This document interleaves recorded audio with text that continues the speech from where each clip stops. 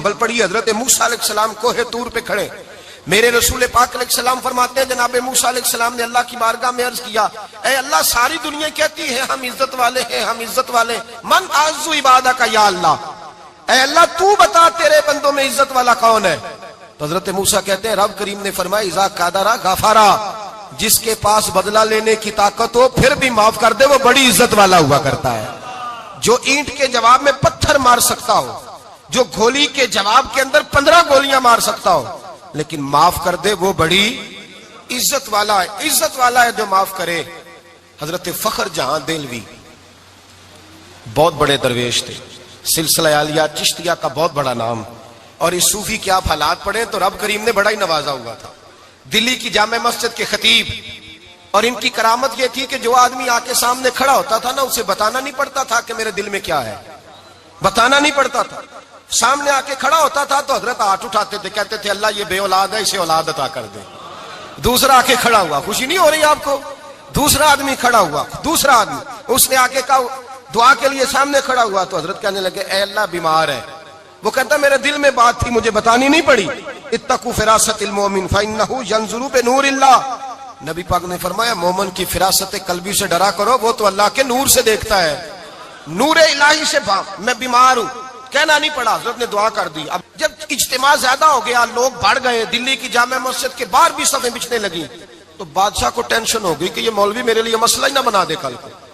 اس نے ایک سازش رچی، ایک طوائف تھی، اس طوائف کو کچھ پیسے دیے، کہنے لگے ایکٹنگ کرنی ہے، کہنے لگی فکر نہ کریں۔ جمعے کا دن تھا، ہزاروں کا مجمع حضرت کے پیچھے جمعہ پڑھنے آیا، حضرت جمعے کی نماز پڑھا کے سیڑھیاں اتر رہے تھے، سائلین کا رش تھا، ادھر بھی لوگ تھے ادھر بھی لوگ، حضرت جا رہے، حضرت نیچے اتر رہے سیڑھیوں سے، دائیں بائیں لوگ ہیں،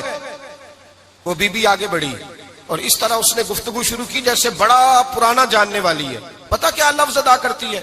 السلام علیکم، وعلیکم، کیسی طبیعت ہے؟ رات تو پھر آپ آ گئے، ملاقات ہی نہیں ہو سکی، وہ معاف کیجئے گا اس وقت اس لیے آئی ہوں کہ آپ رات کو مجھے کھوٹے سکے دے گئے تھے،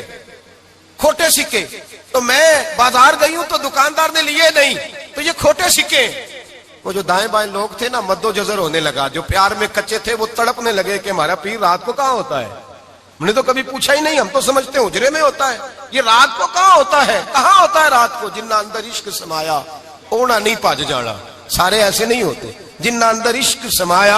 اونا نہیں پاج جانا، تے پاویں سونے ملن ہزارہ آسانی یار بٹاؤنا۔ کچھ تو کھڑے تھے کہنے لگے جو مرضی بھی ہو جائے، جو ہم نے دیکھا وہ دیکھ ہی کوئی نہیں سکتا، کوئی جو مرضی، کچھ مد و جزر کا شکار ہے۔ حالات بدلنے لگے،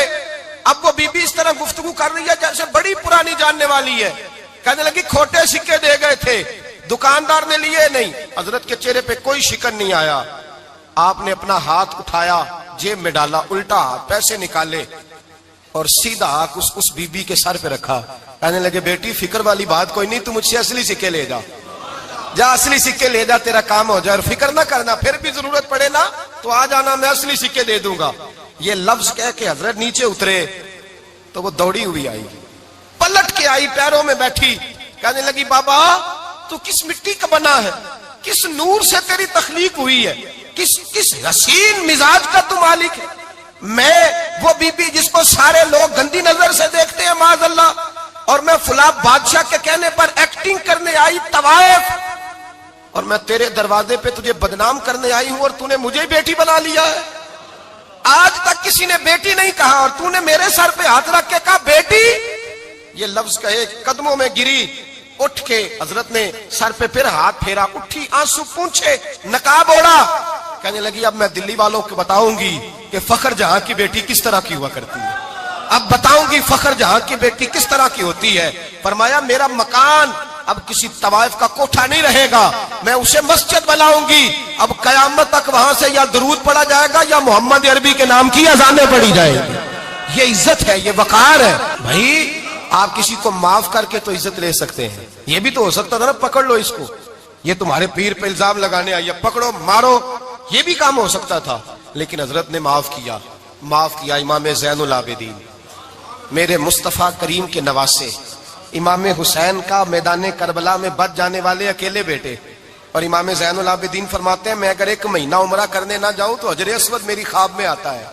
اور مجھے آگے کہتا ہے حضور میری آنکھیں ترس گئی ہیں، مجھے دیدار تو کرا جائے۔